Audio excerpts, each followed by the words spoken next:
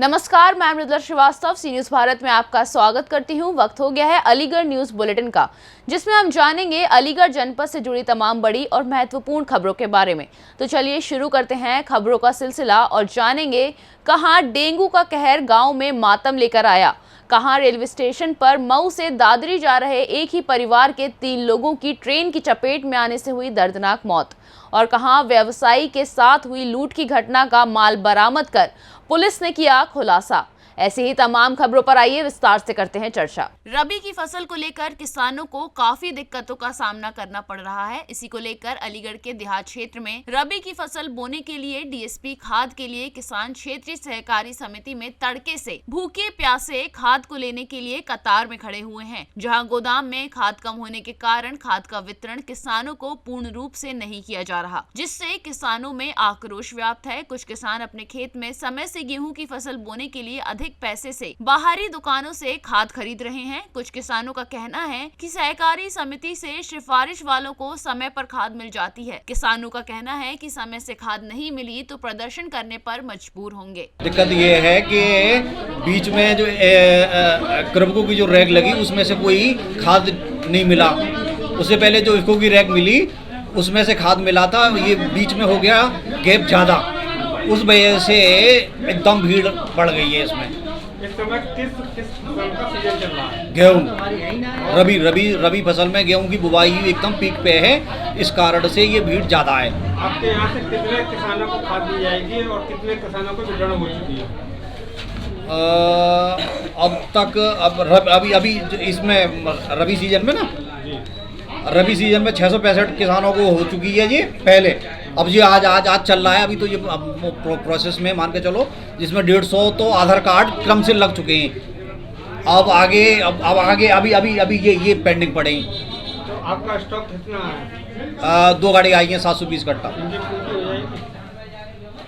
अब ये 2 कट्टे से मान के चलो, 2 4 कट्टे, इससे ज़्यादा नहीं है। जो भी हो जाए मान के चलो, वो जितना हो जाएगा उतना बढ़ जाएगा। ये क्या मामला है? ये भीड़ लग रही है, क्यों लग रही है? ये भीड़ जो लग रही है इन्हें की धाने लेबाजी चल रही है। किसकी? इन्हें की ससुर साहब की जो है काऊ के मन क्या लेने आए हो आप? ये गपड़ा है कि मधुबनी काऊ की सिफारिश आ जाए। क्या चीज लेने आए हो आप? डीएपी का खाद। हाँ, क्यों लेने आए हो? हैं क्यों लेने आए हो? खेत कहते हैं, खेत बोलने में कहता है चाय की फसल बोल रहे हैं। गेहूँ की। तो कब से लाइन में लगे हुए हैं? 7 बजे से लाइन में लगे रहे। 7 बजे से लाइन में लगे रहे, भूखे प्यासे लगे रहे। क्या बोल रहे हैं? क्या बोल रहे हैं आपको खाद देने? मधुबन ये है कि जाके सिफारिश आ जाए बात है नहीं, और वो यहाँ बोल रहे हैं कि 2 कट्टा मिलेंगे, बाद सिफारिश आ जाए तो 5 दे रहे, 6 दे रहे, 4 दे रहे। भीड़ जो है, क्या भीड़ है, क्या मामला है? ये जो है खाद की कमी की वजह से ये लोग लेट आए हैं और ये जो है धीरे धीरे खाद दे रहे। कब से आप लाइन में लगे हुए हैं? हम लोग सुबह से ही पड़े हैं सब किसान यहाँ। क्या हो रहा है? क्या दिक्कत आ रही है? अब दे रहे हैं, मतलब ये अलीगढ़ से सी न्यूज संवाददाता संजीव शर्मा की रिपोर्ट। कौन कहता है कि आसमान में सुराख नहीं हो सकता, एक पत्थर तो तबीयत से उछालो यारो। इस कहावत को चरितार्थ कर दिखाया डीएम इंद्र विक्रम सिंह ने। वैसे तो कोमल हृदय वाले जिलाधिकारी इंद्र विक्रम सिंह के लिए किसी की मदद करना, सहारा बनना कोई नई बात नहीं है। दरअसल हम बात कर रहे हैं सिया खास निवासी ओमवीर सिंह की। 2 दिन पूर्व ये व्यक्ति जिलाधिकारी इंद्र विक्रम सिंह के पास आकर प्रार्थना कर अपनी वेदना व्यक्त करता है कि इस बुढ़ापे में उसका कोई सहारा नहीं, आर्थिक स्थिति भी ठीक नहीं है, आंखों से दिखाई भी नहीं देता। फिर क्या था, डीएम इंद्र विक्रम सिंह की मानवीयता जाग उठी। उन्होंने ओमवीर सिंह को अपनी ही गाड़ी में गांधी नेत्र चिकित्सालय भिजवाया। प्रशासनिक अधिकारी मधु लहरी ने निर्देश पाकर गांधी नेत्र चिकित्सालय के चिकित्सकों से ओमवीर सिंह की आंखों की जाँच कराई और निःशुल्क ऑपरेशन भी कराया। आज ओमवीर सिंह अपनी दोनों आंखों से पूरी तरह से अच्छे से देख सकता है। ओमवीर कहते हैं कि जिला कलेक्टर इंद्र विक्रम सिंह धरती पर साक्षात भगवान का रूप हैं। डीएम का कहना है कि कम से कम सप्ताह में एक कार्य परोपकार के दृष्टिकोण से करना ही चाहिए। ऑपरेशन हो गया बाबा? हाँ, हो गया था। क्या समस्या थी? आँखों की रोशनी बिल्कुल गई हुई थी। फिर अब आँखों की रोशनी के लिए मैंने कराया। तो कहाँ गई थी आप? मैं गया था पहले दीनदयाल फिर गया था मैं उन कमिश्नर साहब के यहाँ, वहाँ से उन्होंने मुझे भेजा है। कहाँ? और डीएम साहब के यहाँ पहुँचा, डीएम साहब ने मुझे यहाँ भेजा है। तो ऑपरेशन हो गया?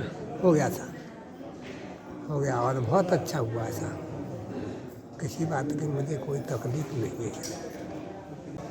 श्री ओमवीर सिंह सिया खास का रहने वाला है, अलीगढ़ में बरौली जवां क्षेत्र का। वो जिलाधिकारी और कमिश्नर साहब के पास अपनी व्यथा को लेकर के गया था कि उसकी आंख से बहुत दिन से दिखाई नहीं दे रहा है और उसके घर परिवार वाले कोई उसकी आंख का इलाज कराने की दिलचस्पी नहीं ले रहे हैं। ना उसके पास पैसा है और ना कोई परिवार में सदस्य है जो उसका उपचार करा सके।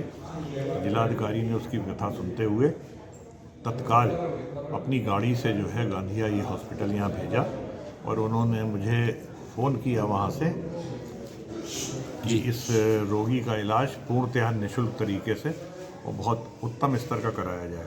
जिलाधिकारी का ये प्रयास पहली बार नहीं है। जिलाधिकारी महोदय ने 2 अक्टूबर को भी अलीगढ़ जनपद के ऐसे असहाय रोगियों के लिए एक निःशुल्क शिविर का आयोजन करा दिया था और ये कह दिया था कि 2 अक्टूबर गांधी जयंती के अवसर पर जितने भी रोगी भर्ती हों, गरीब लोग, उनका कोई भी चार्ज ना लिया जाए और उनका निःशुल्क ऑपरेशन कराया जाए। उसमें भी हमने 117 मरीजों का ये भर्ती किए 2 अक्टूबर पे और अगले दिन उनका ऑपरेशन किया। और समय समय पे जिलाधिकारी महोदय से जब भी कोई गांधी हॉस्पिटल के लिए नहीं, इलाज के लिए, किसी भी अन्य समस्या के लिए जाता है तो देखने में आया है कि जिलाधिकारी महोदय व्यक्तिगत दिलचस्पी लेकर के उसकी समस्या का समाधान ही नहीं करते हैं, बल्कि फ़ोन से पूछते हैं कि इसका हुआ क्या, उसकी एक एक जानकारी प्रतिदिन लेते हैं। तो ये ऐसा देखने में बहुत कम आता है अधिकारियों में, जो इस तरीके से पीड़ित मानवता की सेवा में अपना तन मन धन से लगे हैं। अक्सर ये भी कह देते हैं कि अगर पैसे की कोई कमी पड़े तो हमसे मंगा लेना पैसे, लेकिन इसका इलाज पूरी तरह होना चाहिए। बहुत सी इलाज में ऐसी आवश्यकताएं होती हैं जो हमको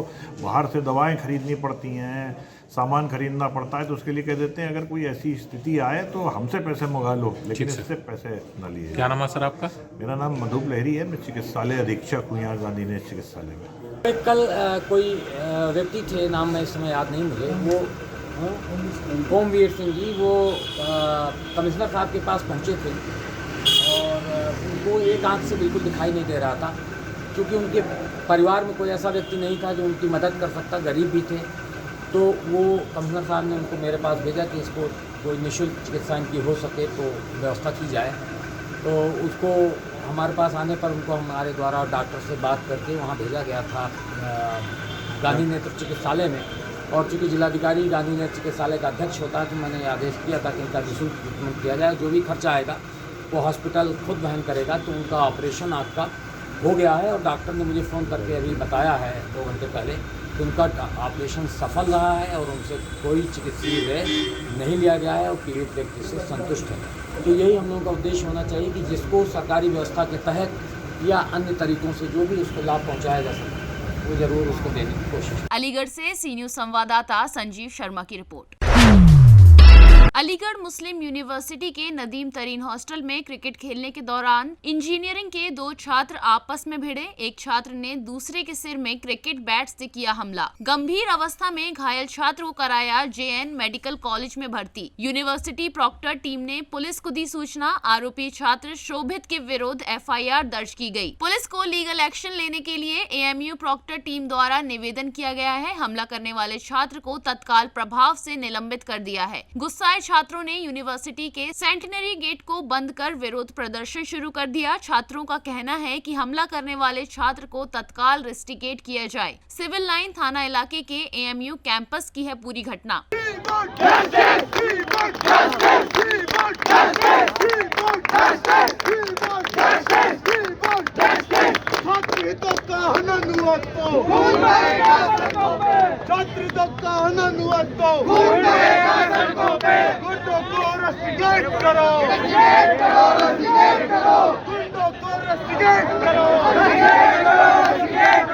क्या नाम है आपका? मेरा नाम जाहिद है। जाहिद, किस तरीके से प्रोटेस्ट कर रहे हैं, क्या डिमांड है? हमारा भाई सज्जाद हुसैन जो नदीम तरीन हॉल में रहता है, शाम में उसके साथ क्रिकेट के मैच के दौरान शोभित नाम का एक लड़का है, उसने बैट से मारा उसके सर पे। और हमारी डिमांड है कि जब तक रेस्टिकेशन नहीं होगा हम यहाँ से हटेंगे। यहाँ जो प्रोक्टर साहब हैं वो लेके आए सस्पेंशन का लॉलीपॉप, हम उसे नहीं मानते, हमने उसे फाड़ के फेंक दिया। जब तक रेस्टिकेशन नहीं होगा हम यहाँ से नहीं आएंगे। उसी चक्कर में हम लोग यहाँ बैठे हैं। झगड़ा किस बात को लेकर हुआ था? झगड़ा क्रिकेट खेल रहे थे आपस में, उस बात का झगड़ा हुआ। उसने बैट से मारा सर पे, उसको काफ़ी ज़्यादा इंजरी हुई है, ब्लड क्लॉटिंग हुई है और वो एडमिट है। हालत उसकी बहुत ज़्यादा क्रिटिकल है। जिसने मारा वो भी एमयू का क्या? हाँ, जिसने मारा वो भी एमयू छात्र है और बीटेक सेकेंड ईयर का वो भी है और नदीम तरीन हॉल में वो रहता है। और जिसके चोट लगी उसका क्या नाम है?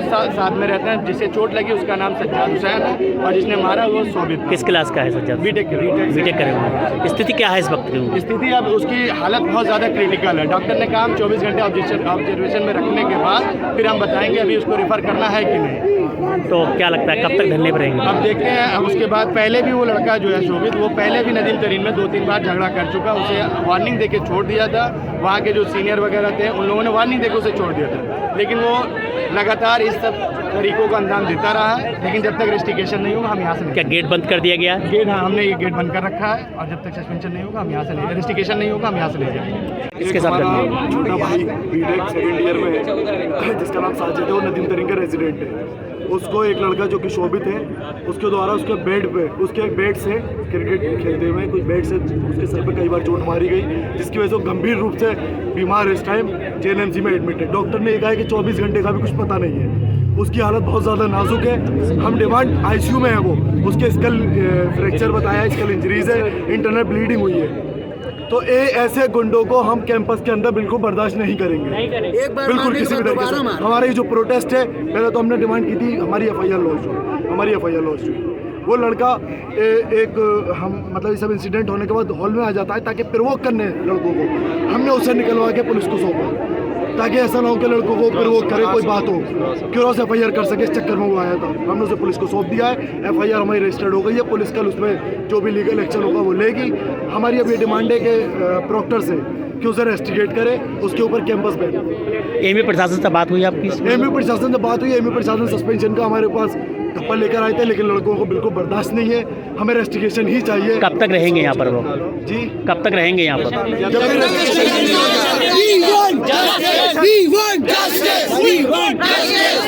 क्या नाम है आपका? ये आज नदीम तरीन हॉल में क्रिकेट हो रहा था। उसी क्रिकेट के दौरान में दो लड़कों के बीच में झगड़ा हुआ। एक लड़के ने दूसरे को, जिसका नाम साजिद है, उसके सर पे बैट से और किसी और चीज़ से जो है वार किया, जिसकी वजह से वो बहुत ही सीरियसली इंजर्ड हो गया और उसके सर में चोट आई है। उसको मेडिकल कॉलेज पहुंचाया गया। मेडिकल कॉलेज में वो एडमिट है। उसकी कंडीशन सीरियस बताई गई है, हमको जो बताया है, और उसका इलाज वहाँ पे चल रहा है।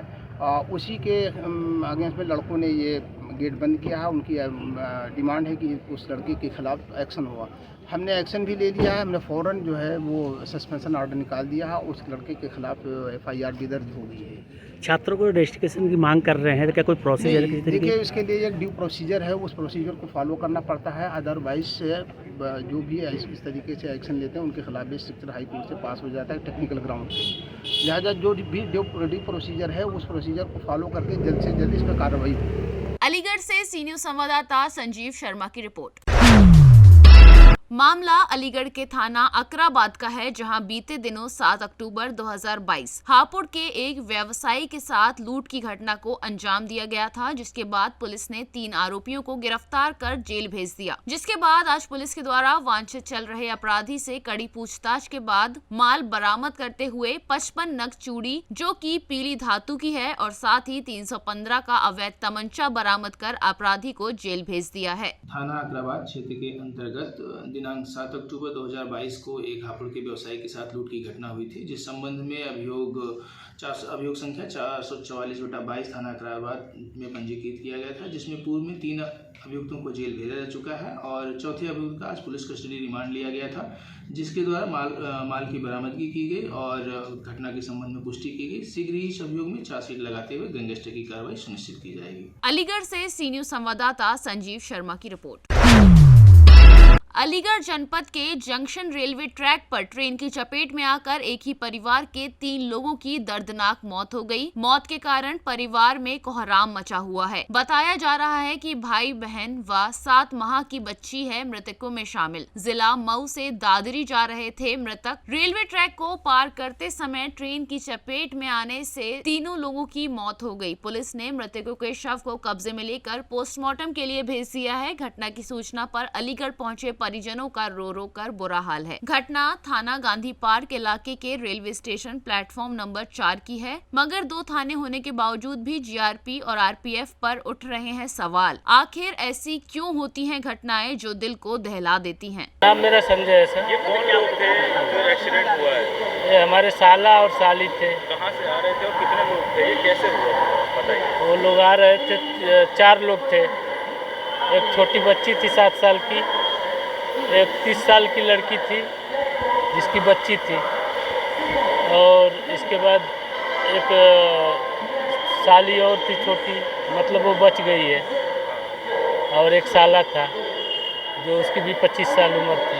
कितने लोगों की इसमें डेथ हुई? 3 लोगों की डेथ हुई है सर। कैसे हुई, क्या जानकारी मिली आपको? जानकारी यही मिली कि ट्रेन से वो लोग मतलब ट्रेन हादसे में कट गए। कहाँ पर हुआ ये जगह पता है? जगह अलीगढ़ है। फिर अब उनका पोस्टमार्टम भेज दिया? पोस्टमार्टम अभी नहीं, अभी यहाँ पे कागजी कार्रवाई कर रहे हैं लोग, इसके बाद पोस्टमार्टम के लिए भेजेंगे।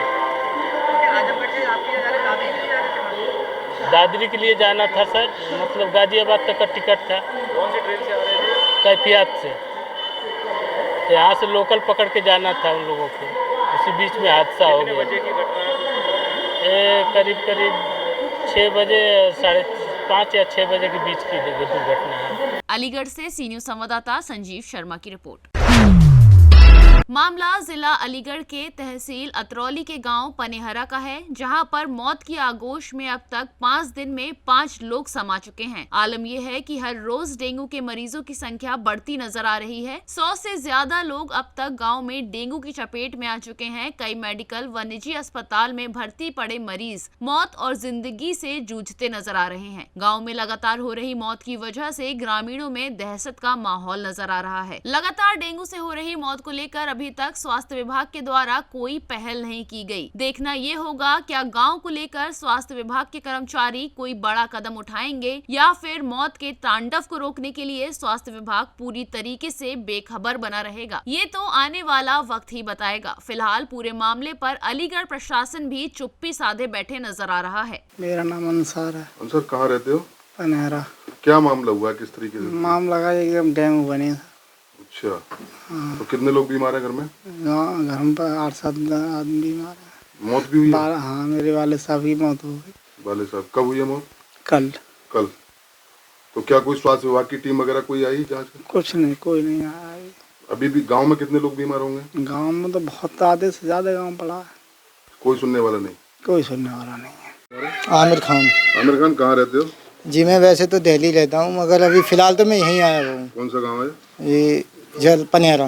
क्या मामला हुआ है? पूरे गांव में किस तरीके की बीमारी फैली हुई है? कितनी मौत हो गई, क्या है सब? यहाँ सर करीब 1 महीने में करीब 25-26 मौत हो चुकी है कोरोना की, ये क्या बोलते हैं, डेंगू की वजह से।